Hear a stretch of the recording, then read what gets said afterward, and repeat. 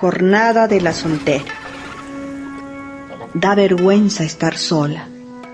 El día entero arde un rubor terrible en su mejilla, pero la otra mejilla está eclipsada. La soltera se afana en quehacer de ceniza, en labores sin mérito y sin fruto. Y a la hora en que los deudos se congregan alrededor del fuego, del relato, se escucha el alarido de una mujer que grita en un páramo inmenso en el que cada peña, cada tronco carcomido de incendios, cada rama retorcida, es un juez o es un testigo sin misericordia. De noche la soltera se tiende sobre el lecho de agonía. Brota un sudor de angustia a humedecer las sábanas, y el vacío se puebla de diálogos y de hombres inventados. Y la soltera aguarda y no puede nacer en su hijo, en sus entrañas, y no puede morir en su cuerpo remoto, inexplorado, planeta que el astrónomo calcula, que existe aunque no ha visto. Asomada a un cristal opaco, la soltera, astro extinguido, pinta con un lápiz en sus labios la sangre que no tiene. Y sonríe ante un amanecer sin nadie.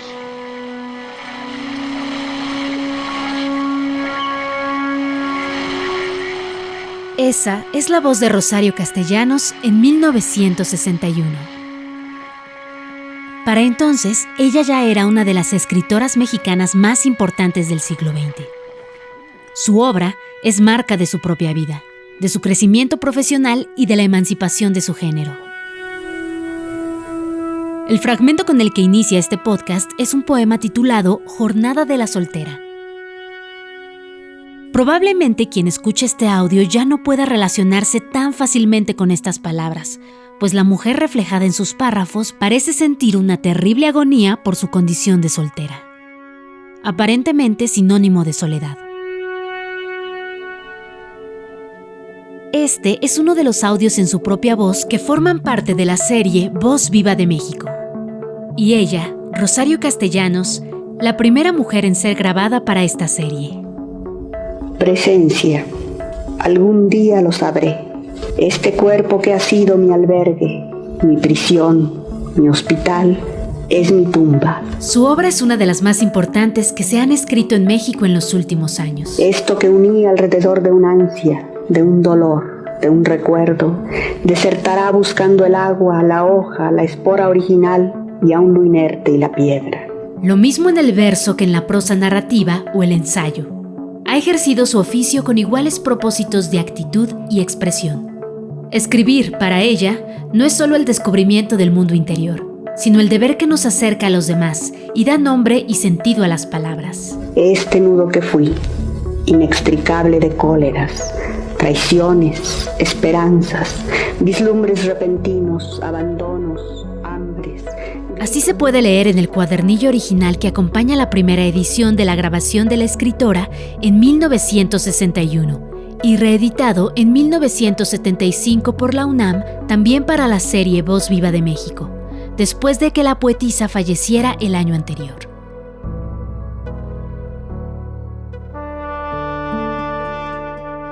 Pero para entender los versos de Rosario Castellanos hay que viajar al México de 1925.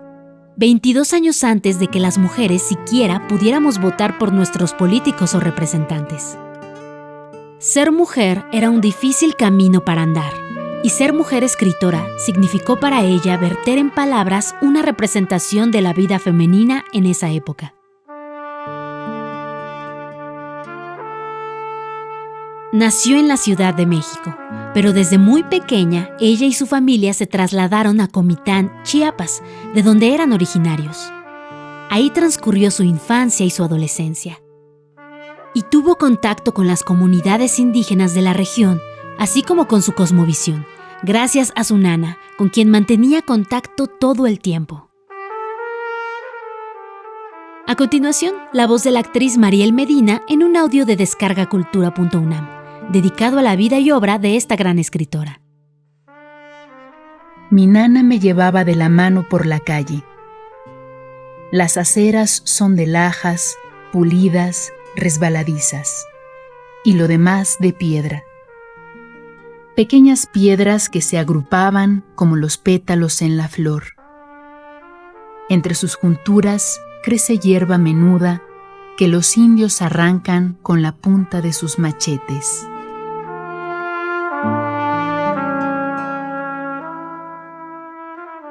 Tantas biografías se han hecho en su honor, recuperando pedazos de su vida, trágica y a la vez melancólica. La muerte siempre presente, siguiéndola con pasos cortos pero firmes. Provenía de una familia conservadora, con quien enfrentó su primera gran tragedia, la pérdida de su hermano mayor, a causa de una enfermedad. Además, en esa época era difícil sobrellevar la pérdida de un primogénito hombre, en quien la familia depositaba la mayor de las esperanzas para el linaje familiar. Desde sus primeros textos, desde sus primeras expresiones artísticas, Rosario Castellanos nos deja ver ese espíritu de soledad que no solo cree que la acompaña a ella, sino al ser femenino. Es la voz de la investigadora Ana Elena Díaz Alejo, quien hace un buen análisis de Poesía no eres tú, recopilación de la obra poética de Rosario Castellanos, publicada por el Fondo de Cultura Económica. La desdicha de la muerte de su hermano se unió al fuerte deseo de Rosario por estudiar letras. Así fue como regresa a la Ciudad de México para estudiar en la Facultad de Filosofía y Letras de la UNAM, institución que posteriormente le abriría las puertas como funcionaria y académica. ¿Se imaginan a Rosario Castellanos? ¿Cómo era? La escritora Elena Poniatowska nos da una impresión. Extraordinaria maestra, sus clases de las 4 de la tarde en la Facultad de Filosofía y Letras de la UNAM sustituían lo que otros convertían en siesta y ella, reloj alarma, despertaba conciencias y forjaba vocaciones. Delgada y frágil, su juventud fue solitaria como la de las mujeres de provincia que en los 40 soportaban unas costumbres muy rígidas que condenan el amor y la entrega como un pecado sin redención. En 1948 publica su libro Apuntes para una declaración de fe. Y un año después se gradúa como maestra en filosofía con una tesis sobre cultura femenina y complementa su preparación profesional con cursos de estética y estilística en la Universidad de Madrid. Et l'état d'exploitation et d'oppression auquel est soumise la femme. C'est en quelque sorte un prétexte au cours duquel se construit la condition féminine. Mais ce n'est pas cela qui détermine cette condition. Cuando Rosario Castellanos leyó El segundo sexo de Simone de Beauvoir, su mente se abre y ella se inspira para hablar de la condición de la mujer.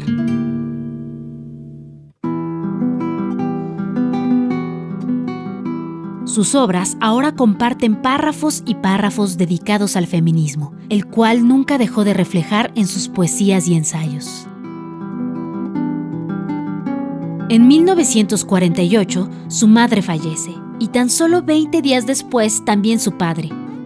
Su orfandad la llena de tristeza. Apelación al solitario. Es necesario a veces encontrar compañía. Amigo, no es posible ni nacer ni morir sino con otro. Es bueno que la amistad le quite al trabajo esa cara de castigo y a la alegría ese aire ilícito de robo. ¿Cómo podrías estar solo a la hora completa en que las cosas y tú hablan y hablan hasta el amanecer? Una Rosario Castellanos triste, pero fuerte y resuelta, recita en su propia voz el poema Apelación al solitario. Una grabación de 1961, incluida también en el catálogo de Voz Viva de México. Es justo en ese año que comienza su vida como académica. Desempeñó la jefatura de Información y Prensa en la UNAM e impartió las cátedras de Literatura Comparada, Novela Contemporánea y Seminario de Crítica en la Facultad de Filosofía y Letras. Durante 10 años realiza estas actividades, hasta que en 1971 fue nombrada embajadora en Tel Aviv, Israel. tristemente, la muerte tocó a su puerta a muy temprana edad, en 1974. A continuación, la voz de la escritora Yolanda Molina. Inclusive es un accidente, terminó de bañarse y a la hora de prender una lámpara se electrocutó. Una vida corta, pero un gran legado. Lo explica mejor la historiadora Gabriela Cano. Rosario Castellanos no solo es una de las principales escritoras del siglo XX mexicano, es decir, no es una de las principales mujeres escritoras, sino una de las principales figuras, sean escritores o sean escritoras de la literatura mexicana del siglo XX. Y cuando a medianoche abro de par en par las ventanas, es para que el desvelado, el que medita a muerte y el que padece el hecho de sus remordimientos y hasta el adolescente bajo de cuya sien arde la almohada, interroguen lo oscuro en mi persona. Basta, he callado más de lo que he dicho. Tostó mi mano el sol de las alturas, y en el dedo que dicen aquí del corazón, tengo un anillo de oro con un sello grabado. El anillo que sirve para identificar a los cadáveres.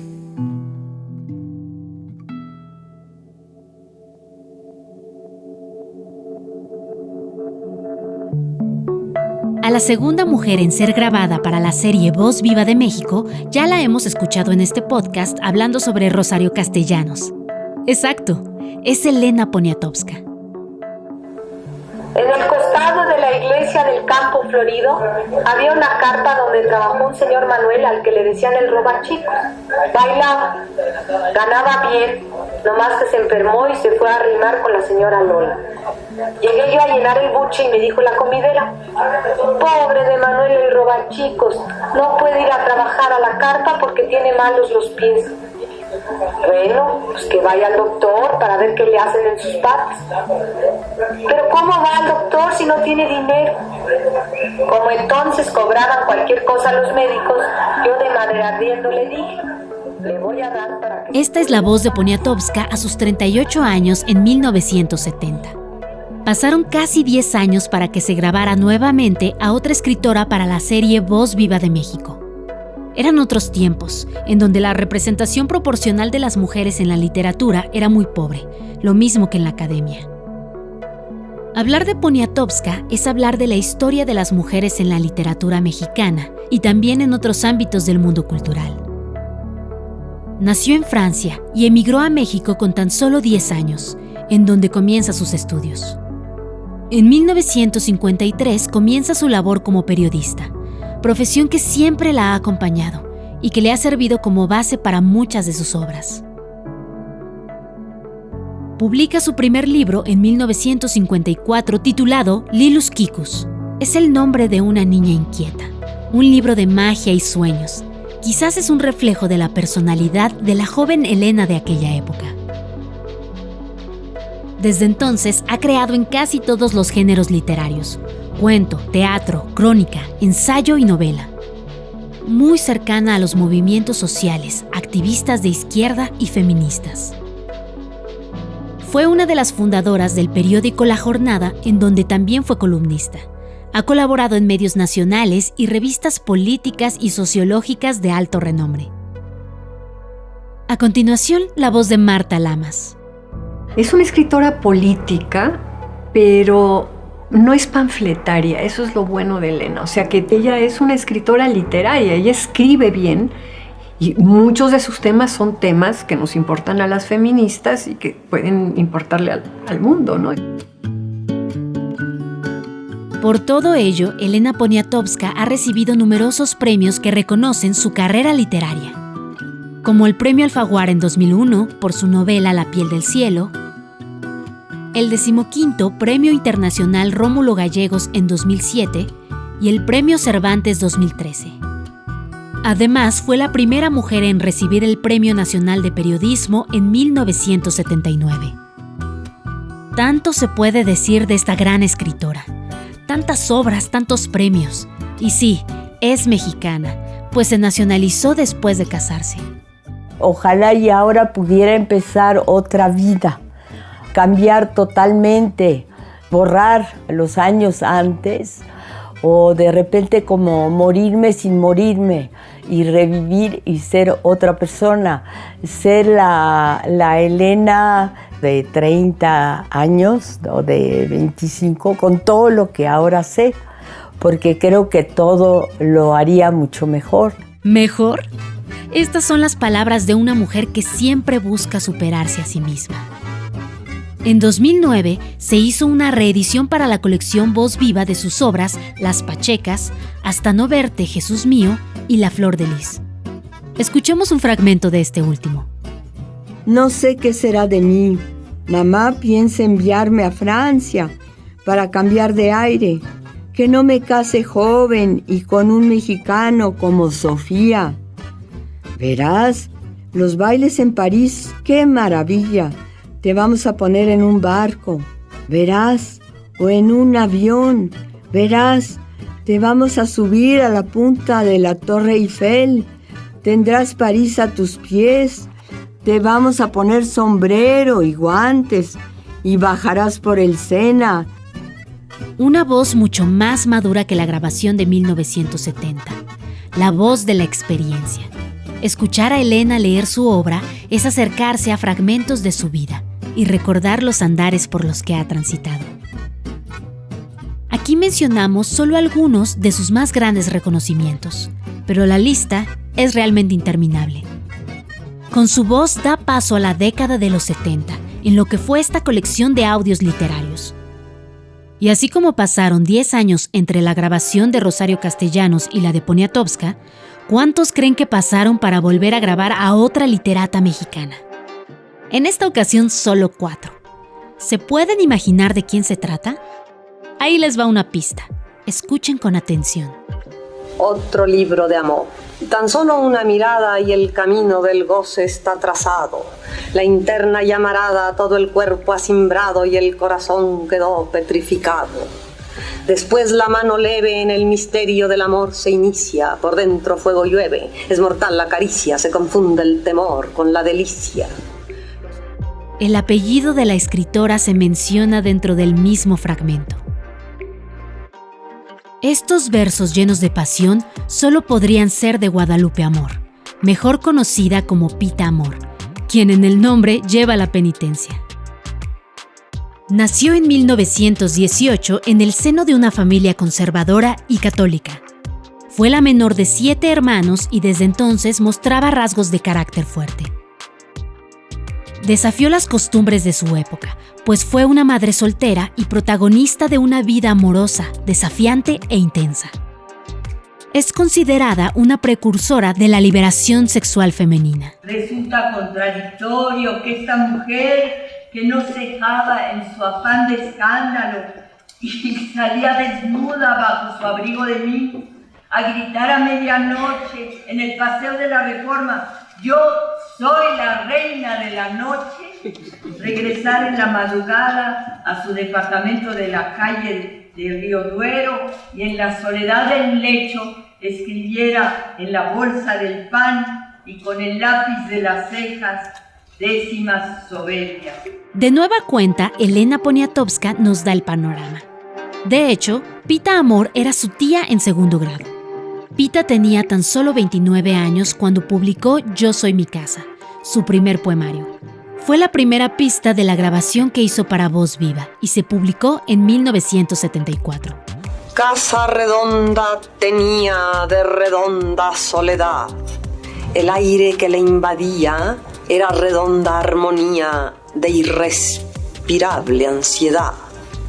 Las mañanas eran noches, las noches desvanecidas, las penas muy bien logradas, las dichas muy mal vividas.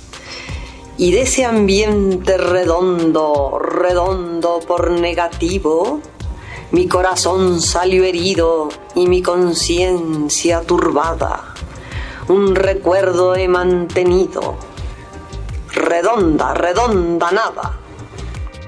Obtuvo gran reconocimiento por parte de escritores como Juan Rulfo, Javier Villaurrutia, Manuel González Montesinos y su mentor Alfonso Reyes. La tragedia también tocó su puerta. En 1961, uno de sus hijos murió ahogado y Pita Amor desapareció unos años del ojo público. Era amante de las corridas de toros, de la ropa elegante y siempre fanática de los versos, los cuales conservó hasta el final de su vida. Quienes la conocieron la definen como una mujer directa, que decía las cosas con franqueza, con honestidad brutal y sin tapujos. Me doctoré en masoquismo, también en jurisprudencia. Me doctoré en la alta ciencia de fabricar silogismos y de inventar espejismos. Me doctoré en la demencia de saber que la conciencia solo acelera los sismos. Me doctoré en teología, también en melancolía. Me doctoré en letras muertas, también en ciencias inciertas. Me doctoré en el amor, lo practiqué en do mayor.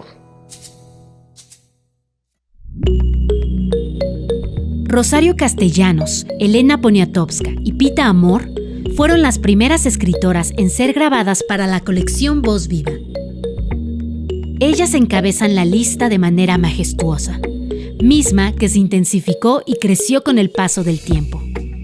Otras escritoras presentes en la colección son Concha Méndez. Vine con el deseo de querer a las gentes y me han ido secando mi raíz generosa. Julieta Campos. Cubierta la cuota diaria, puede mirar de reojo a la pareja que bebe en la penumbra cócteles helados para comprobar que ocupan el sitio que dispuso el destino. Inés Arredondo. Y buscaron una moza hermosa por todo el término de Israel y hallaron a Bisac Sunamita y trajeronla al rey. Josefina Vicens. Me refugié entonces. Me hundí a pesar de mis 14 años en una mujer de 40 que me acariciaba casi brutalmente. Enriqueta Ochoa. Para poderte hablar así, de frente, tuve que echarme toda una vida a llorar sobre tus huesos. Carmen Alardín. Mi mano en el espejo es algo más que un peso derrotándome la carne. Brillan sus 5 dagas temerosas como excavando letras vírgenes en la cera imantada del silencio. Griselda Álvarez. Amado, ven, asómate al principio del mundo. Carmen Boullosa. La ropa interior que yo traía puesta abrió sus tejidos, los venció el calor. Y muchas más. Síguenos acompañando en este viaje sonoro a través de la colección Voz Viva.